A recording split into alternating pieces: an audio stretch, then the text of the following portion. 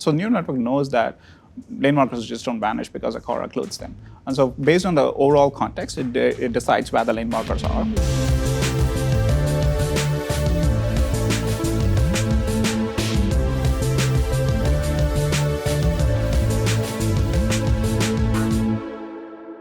Welcome to Talking Autonomy. In this episode, we're going to be talking about mapless driving, and in particular, how Ghost navigates the world without the aid of HD maps. I'm joined today by Arun, a key member of our model engineering team. Arun, why don't you tell us a little bit about what you do here at Ghost and what you did previously in your career? Hi, I'm a model engineer at Ghost. I've been here for 2 years. I primarily work on neural network models for perception, focused on lane perception right now. And prior to this, for 10 years, I was at Google. I was working on computer vision and machine learning in Street View imagery for the first half and second half in Google research. All right, you're deep, it sounds like, into both computer vision and maps. All right, so let me just set up the problem a little bit. One of the unique choices we've taken at Ghost in terms of how we drive is not to use HD maps. And a lot of autonomy companies will use centimeter accurate HD maps to have a very good understanding of the world they're driving in and then localize themselves to that map so they can understand how to drive, where to turn, all the decisions that need to be made. We have not taken that approach at all because there are real challenges with just the quality and keeping maps up to date. So why don't you give us a sense for why HD maps are so difficult? So first of all, like you said, HD maps quickly go out of date. So when you're driving at highway speeds, the precision is really important. And when you are working off of like a non-updated map, then it really puts a safety risk at the driver. So what you want to really do is to go drive off like what we see in the actual visual field and drive off perception. And HD maps also cause difficulty in terms of localization. Your GPS could be off. Your SLAM localization could be off. And so all these noise add to more issues downstream. Yeah, I mean, just to even at a high level put it very simply, as humans, we don't drive that way. You know, we're not holding up a map trying to localize our car to that map while we're trying to make decisions on the road. We're perfectly capable of looking out the front windows, seeing the paint on the road, understanding other visual cues, and kind of staying in a lane. So why not drive that way? That's right. All right.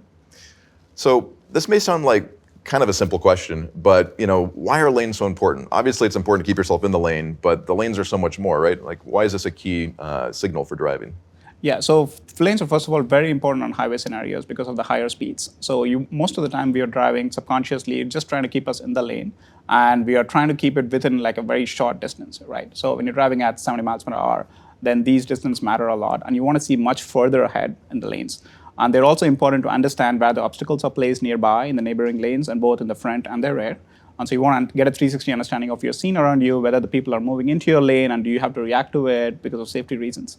And so lanes are very important for precise understanding of driving more in the highway scenario because of the higher speeds. Yeah. Let's get a little bit more into how we do it. So, as you know, at Ghost, we have a dedicated neural network for computer vision for understanding obstacles. We call that kinetic flow. And that uses stereo and mono to understand what's an obstacle and how far away it might be, what velocity it's moving at, what direction, et cetera. But we built a completely separate neural network to understand the lane and the scene information, right? Why don't you walk us through how that works? Yeah, so our scene understanding neural network is more monocular.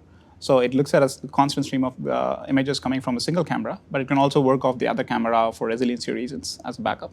And it looks at a time series of these and makes a decision on where the lane markers are and where the drivable regions are. So it's fundamentally looking at the paint on the ground, but its main purpose is then to understand the scene and tell us where exactly the lane kind of delimiters are between the ego lane and the left lane and the right lane. That's right. So it looks at more than just the paint markers for obvious reasons. So the paint markers are often not visible. They're occluded. They're washed out. And during construction and other cases, you have them overdrawn on top of each other. And so there are a lot of noisy scenarios where just going by the single paint marker is not an obvious good solution.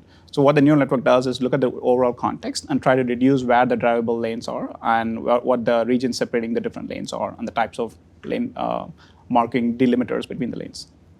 So this network, I understand, gives us a lot more than kind of just the lane. What are all the different outputs that we get from it? So it gives you what their types of the lane markers are, what the colors of them are, and what their semantic meaning is. And also, we try to understand what the pitch and the roll of the road is ahead of us. So this helps us drive with better dynamics. And also, it gives us what are the drivable road part of it and the shoulder region where you should not be driving. And also gives you the direction of vanishing point at each pixel and so on.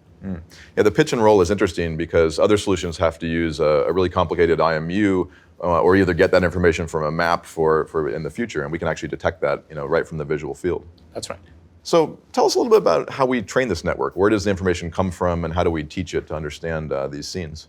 So we collect a lot of data by driving on the road, obviously. And so we take all these data and we take the individual frames, and then we go through an auto labeling team that is offline, and then we spend a lot of compute trying to solve this problem of what is the correct solution for this particular image. And that involves us aligning our visual field with the existing maps. And then that aligns us to the exact delimiters on the exact pixels and so on. And so the maps also gives us other information on what the types of delimiters were in that particular scenario. So we learn off of these, and then we train a neural network. And once it's trained, we also evaluate them. So both for training and evaluation, we look at a lot of dimensions here. So if you just take all the videos that you collected and just train on them, they would obviously be the easiest scenarios. So they won't have all the difficult scenarios. So what we do is we stratify them by different scenarios. For example, different lighting conditions, different types of lane markers, whether there was like different weather conditions, rain and whatnot. And so we stratify them and make sure that we have enough samples, for example, low light conditions, entering and exiting tunnels, and so on. And then we stratify them for both training, and then for evaluation, we have a separate holdout set on which we stratify them on all these dimensions and make sure that we are not regressing on any one of those particular way. So this is, I guess, the hard work of a model engineer. You're basically curating this training set that could come from all the many hours of video we've collected on the road over the years. But you're just trying to find the exact representative input characteristics to be able to completely train the model and not overfit it in one direction or another. That's right. So these regression sets actually help us evaluate if the new models are actually better in every one of the dimensions or just better in one dimension. And so these are important for us to make sure we're not going back on any one particular difficult aspects of the perception. So one of the harder situations I often hear about is dealing with missing or occluded lane markers. How does the network handle the fact that you might not always have all the markers present, or they might be partially scraped off the ground? Yeah, so most of this comes from the context. So the model understands this from the overall context of where the other paint lane markers are. And if you can imagine, like most of the training data, you often have cars that are occluding lane markers, cars cutting in, so neural network knows that lane markers just don't vanish because a car occludes them. And so based on the overall context, it decides where the lane markers are. And also it has information of series of times of camera images. And so it makes this decision based on a time series of a few seconds of data.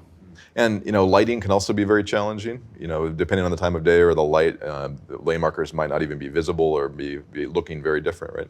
That's right. So one of the challenging situations is like glare or sunset, or like when you're entering a tunnel or exiting a tunnel in a very bright lit sunlight conditions. So the lighting conditions quickly change as you enter and exit a tunnel, and the model needs to adjust itself for such scenarios.